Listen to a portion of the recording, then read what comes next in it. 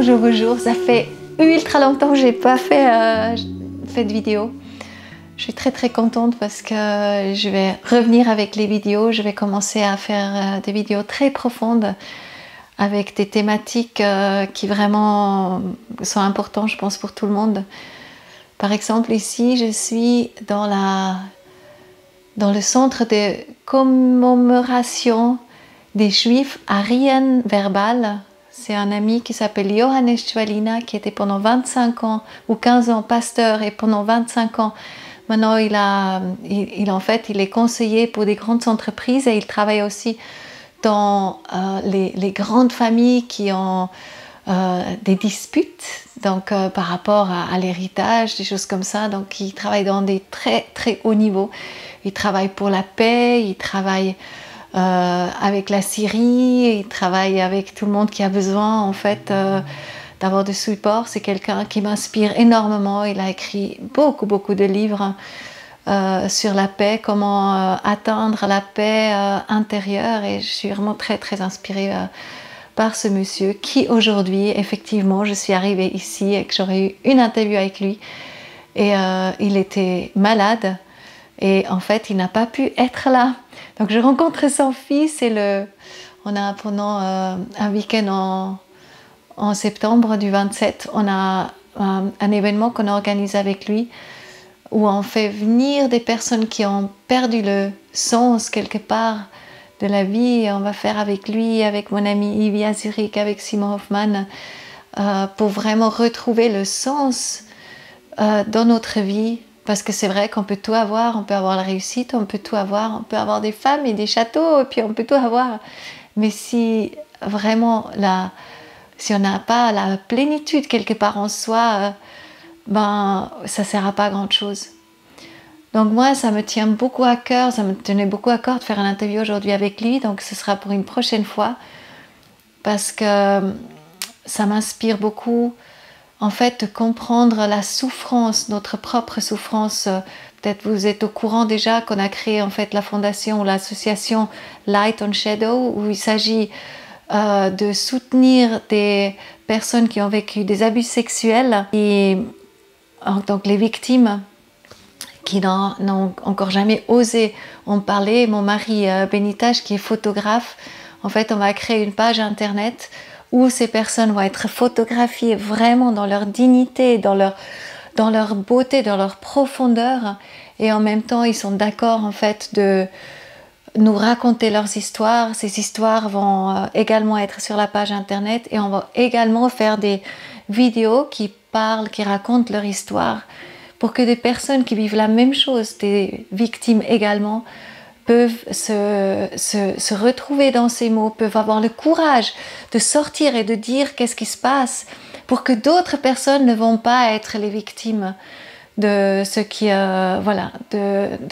qu'ils vivent à ce moment-là, ou qui vont avoir vraiment le courage pour sortir et de dire non, pas avec moi.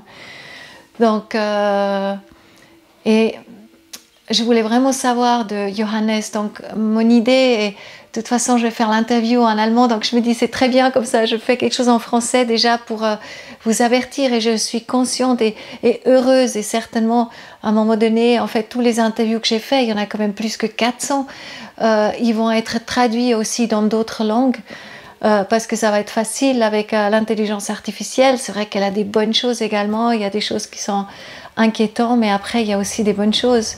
On peut accéder encore plus facilement à cette information. Donc Johannes, c'est ce que je voulais vraiment lui demander, parce que je sais que c'est à travers le pardon qu'on laisse derrière soi nos douleurs. Toutes les souffrances ont toujours à voir, souvent, avec des êtres qu'on aimait beaucoup. Des êtres, ça peut être la famille, d'autres qu'à un moment donné, qu'on a vraiment eu mal pour une chose ou une autre qui ne correspondait pas à notre réalité. Et la souffrance s'installe. Mais la souffrance peut également s'installer parce que c'est nos ancêtres qui transmettent à leur progéniture Ils transmettent en fait leur schéma de souffrance parce qu'ils n'ont jamais osé en parler, parce qu'ils le portent encore en eux et parce que comme les enfants sont tellement ultra sensibles, ben, ils captent tout, comme les animaux captent tout. Donc les animaux qui ont des maladies, souvent ils portent la maladie pour nous. Les enfants qui aussi, par exemple, prennent du poids, regardons aussi chez nous. Est-ce qu'il n'y a pas quelque chose qui veut être dit? Est-ce que les enfants n'auraient pas besoin d'entendre vraiment notre vérité? Et c'est là que arrive la grande invitation, c'est de regarder dans notre histoire, qu'est-ce que ont vécu mes parents? Est-ce qu'ils ont été dans la guerre? Est-ce que les grands-parents, les grands-grands-parents? Et qu'est-ce que je pourrais porter? Ce qui va être maintenant vu. Et ça, c'est la grande invitation de notre temps. C'est de dire oui à ce qui veut être vu. Et c'est OK. Parce que de toute façon, c'est à l'intérieur de nous et ça nous ronge. Ça nous ronge, ça fait qu'on ne va pas rentrer dans notre plein potentiel parce qu'on est freiné par ce passé qu'on ne connaît pas forcément. Et aussi longtemps qu'on tilte sur des choses qui viennent à nous, ça peut être des choses comme quelqu'un qui nous énerve dans la voiture, ça peut être n'importe quoi. Il y a quelque chose à l'intérieur de nous qui veut être vu. Et ça, c'est la grande invitation pour nous tous, parce qu'il y a en fait une libération de tout ça.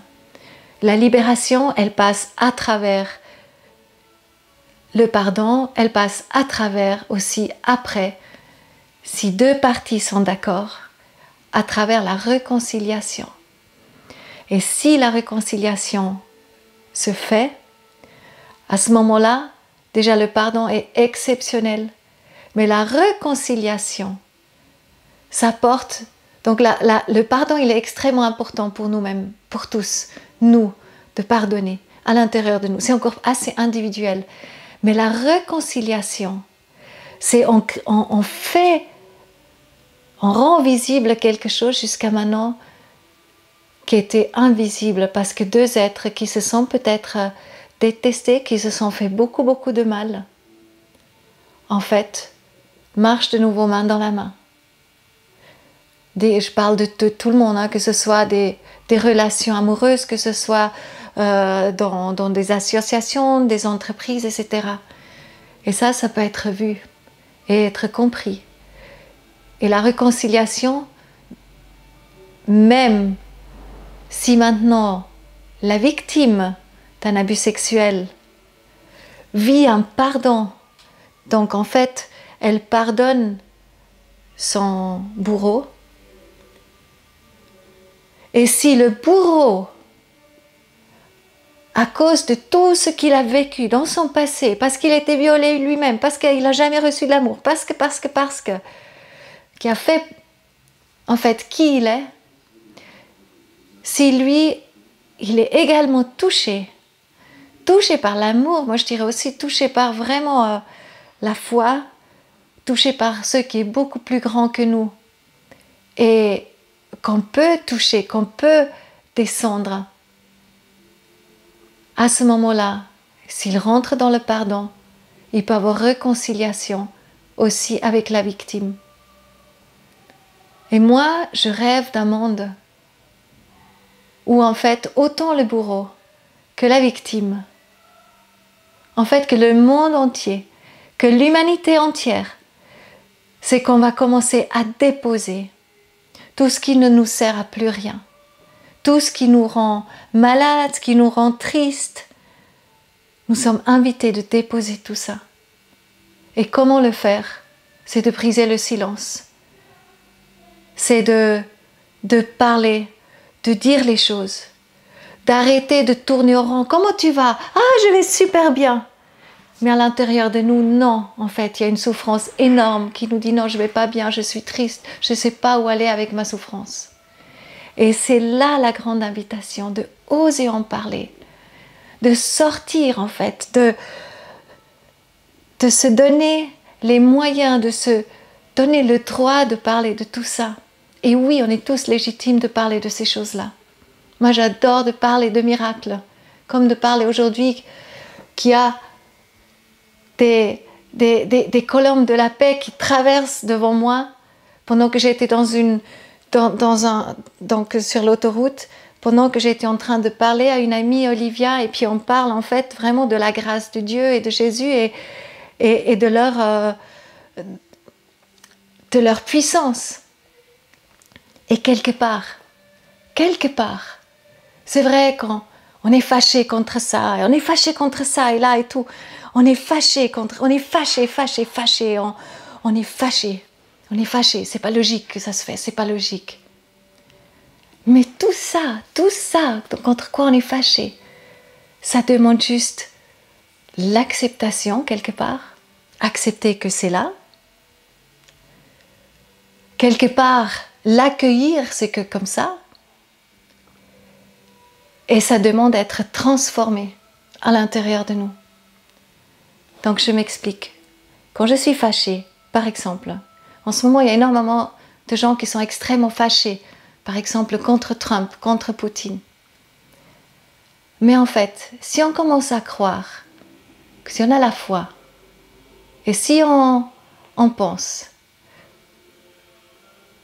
que tout ce qui se fait a quand même sa raison d'être et agit pour quelque chose de plus grand, qu'on puisse se rendre compte de qui on est et peut-être la force qu'on a, et peut-être aussi que la vie elle est éternelle et puis en fait c'est pas parce qu'on quitte notre corps qu'on n'est plus. Si on commence à accueillir vraiment la vie comme la mort, à ce moment-là des nouvelles portes s'ouvrent. Et si en fait on va sortir du besoin de justement qu'on met peut-être en premier étage au lieu de mettre Jésus ou Dieu en premier, on met l'argent en premier. Parce qu'avec l'argent, on peut tout s'acheter. Mais combien de personnes ont tout, justement? Et puis en fait, à l'intérieur d'eux, ils sont quand même vides. Ils sont tristes. Alors que des êtres qui n'ont plus rien, et ça on le voit souvent dans des pays pauvres, sont heureux, rient, dansent, donnent ce qu'ils ont, parce qu'ils n'ont rien à perdre.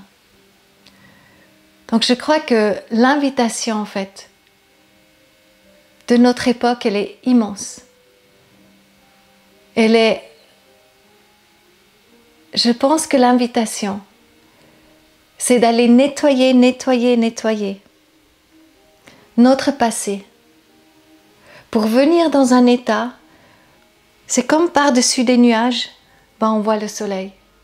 Et en dessous, on a l'impression, il fait mauvais, non, oui, dans le brouillard, je ne sors pas du brouillard, alors que peut-être la fin du brouillard, elle est à quelques mètres. Où on va de nouveau clair. Et notre état premier, c'est de voir clair, c'est être au-dessus des nuages. Bien sûr, des fois, ça peut nous tirer en dessous et tout ça. On passe à travers des moments de souffrance difficiles. Mais ce que nous sommes vraiment, nous sommes des esprits hyper purs. Nous sommes des êtres d'amour avec une clairvoyance et nous sommes guidés. Nous sommes vraiment guidés. Et l'histoire avec les colombes, c'est pas la première fois que ça se passe pour moi. Et c'est à chaque fois des messages du ciel.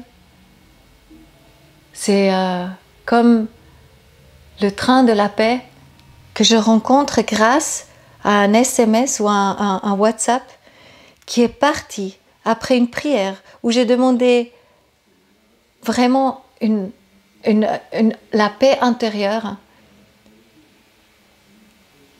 où je suis là dans la forêt, je prie, et un message que j'ai reçu dans mon attel s'aventure dans un attel de quelqu'un que je ne connais pas, qui s'appelle le messager de Dieu, Maranus, et en fait, qui a créé un train de la paix avec lequel il veut partir de Sissach jusqu'à Jérusalem. Créer des ponts lier des pays.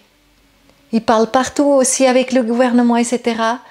Et beaucoup de gens sont pour. Ça, c'est la paix. Et aujourd'hui, les colombes sont arrivées juste vers 14h30, quelque chose comme ça. Et en fait, il a juste commencé à ce moment-là une entrevue très difficile avec quelqu'un. Et c'est après que je me suis dit, mais non, du pipe, c'est arrivé en même temps. Et il n'y a pas d'hasard. Il n'y a pas d'hasard. Les messages qu'on reçoit, les rencontres qu'on fait, ce qu'on lit, ce qu'on entend, si on a une question ouverte à l'intérieur de nous, d'une manière ou d'une autre, la réponse vient à nous. Et on est dans ce temps-là. Et le plus on se permet, quand on a envie, quand on est attiré par une personne dans le train par exemple, le plus on se permet d'aller vers cette personne, mais tu es qui toi? Le plus on va rentrer vraiment dans la vie. On va pouvoir se laisser guider. Et des choses merveilleuses vont arriver à notre rencontre. Et en fait, je ne savais pas vraiment de quoi parler. Je sais juste que on est dans ce temps de révélation. On est dans ce temps de vider vraiment notre sac quelque part. On est dans le temps de faire confiance. On est dans le temps de se laisser transpercer par l'amour, de agir dans l'inspiration du moment et aussi de la source. On est dans le moment aussi vraiment de se rendre compte. Mais qu'est-ce que c'est l'Église, par exemple? Alors moi, dernièrement, j'étais me confesser. J'avais fait les 40 jours de carême, j'ai fait 21 jours où j'ai mangé que la nourriture, donc que du verre. Et après 21 jours, en fait, ça allait vraiment pas du tout, mais c'était incroyable parce que quelque part, je pense, j'étais complètement remplie. Il y a quelque chose qui voulait se vider complètement et après se remplir. Ce qui arrivait quand j'ai recommencé à manger du sucre, parce que j'adore le sucre et tout ça. Mais ça n'a rien à voir. C'est juste pour dire que pendant cette période de carême, j'étais confessée. Et je suis allée à l'église. Et dans l'église, il y avait deux personnes, deux jeunes femmes qui se sont fait baptiser. Et pendant que le prêtre, en fait, il leur met l'eau bénite sur eux, sur elles, je vois 2 rayons descendre sur leur tête, 2 rayons depuis le ciel, avec des colombes blanches, avec 2 colombes blanches qui descendent. Et j'ai été tellement touchée par cette vision. J'arrive encore, j'arrive à le croire bien sûr, parce que j'ai pas beaucoup de vision, mais c'était énorme, ils descendent. Et là, je me suis rendu compte, mais non d'une pipe, Coco, j'ai raté tout ça. Parce que je suis contre l'Église, je suis contre l'institution. Mais c'est Jésus à la base qui a créé ces lieux de rencontre. Il a créé l'Église pour qu'on se rencontre, pour que on a de la protection, on se sent en sécurité, parce qu'il a dit qu'il est là. Bien sûr, il est partout. Mais il est beaucoup aussi dans les églises. Et depuis là, je vais un peu dans les messes. Je rencontre des choses incroyables. Et dernièrement, j'ai senti de nouveau, il y a mes mains qui se sont ouvertes. Je sentais en fait vraiment des rayons de lumière sortir de mes mains. Et je vais à l'église, je suis appelée à aller à l'église. Et à chaque fois, je suis en larmes. À un moment donné, je suis touchée. Et je suis en larmes. Et c'est important. C'est important. Comme la maison Onanda, qu'on a quitté le 28 janvier 2021, qui est au Mont-sur-Lausanne, et où on est rentré le 28 janvier 2012 pour dormir pour la première fois. Donc la banque nous l'avait pris.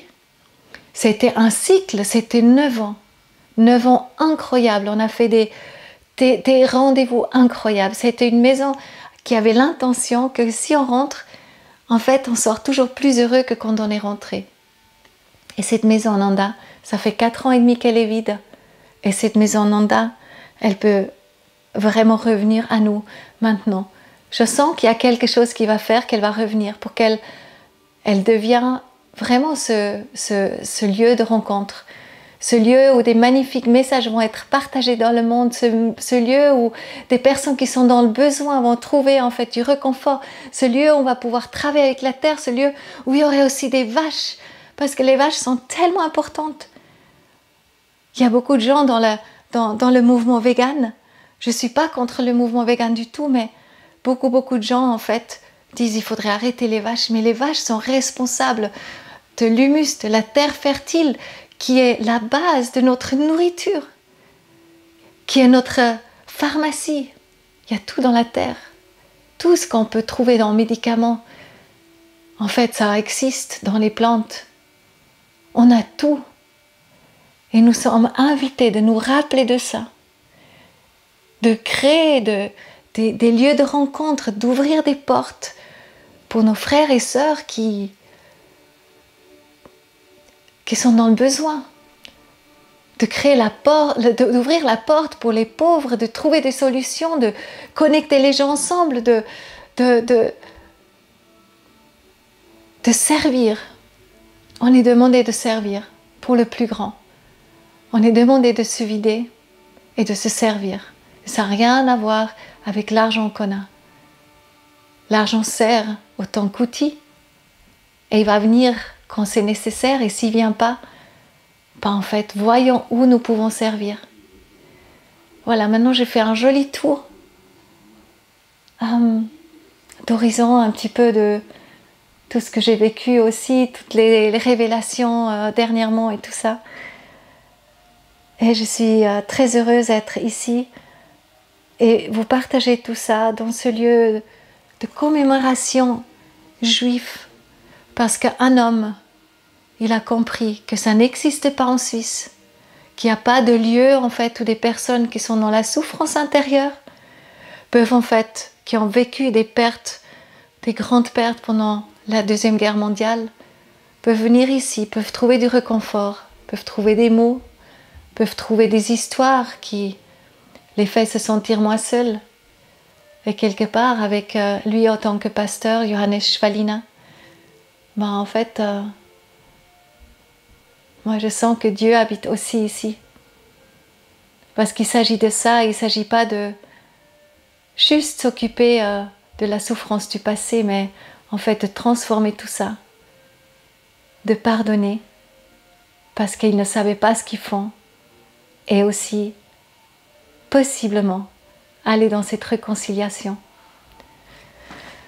Voilà, voilà. Moi, je vous remercie de tout cœur d'avoir écouté jusqu'au bout. Je vais recommencer les vidéos, justement, où je vais aller en profondeur avec des êtres incroyables comme Johannes Schwalina, aussi Maranius, et bien d'autres. Esther Mottier, votre cercle de vie, Günther Pauli de l'économie bleue, aussi d'autres qui parlent plutôt allemand, mais et bien sûr Marianne Sébastien qu'on connaît déjà avec Voix Libre. Tous ces êtres qui œuvrent tellement grandement en fait pour qu'on puisse s'inspirer, pour qu'on puisse voir des exemples et qu'on sort notre bâton de pèlerin et puis on dit oui. Oui, oui, oui. Je vais aussi me laisser guider, je vais écouter quels sont les dons, les talents, qu'est-ce que je peux apporter en fait aux gens et combien je peux amener l'amour sur la terre. C'est ça. À travers notre être, ça peut complètement suffire. À travers un projet qui est encore, voilà, qui peut attirer des gens, inspirer autrement. Voilà. Un grand merci à vous d'être là. Merci, merci, merci. Avec plein d'amour. Bye bye. Namaste, namaste. Milliarden Menschen sind wir jetzt, geliebter Planet. Blaue Perleninsel im Sternenozean.